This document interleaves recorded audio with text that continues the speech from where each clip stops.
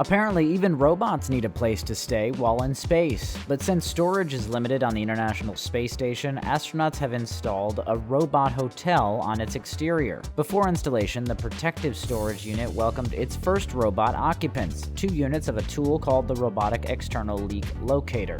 The hotel, called Robotic Tool Stowage, was launched to the ISS in December of 2019. And during a spacewalk on July 21st, NASA astronauts installed the housing unit, which will be a permanent fixture. They attached it to the Mobile Base System, which is a movable platform that powers external robots. NASA says this allows the robot hotel to move around the ISS next to a robot that uses the tools it stores. The storage unit also provides thermal and physical protection for tools stored outside the station, freeing up space inside.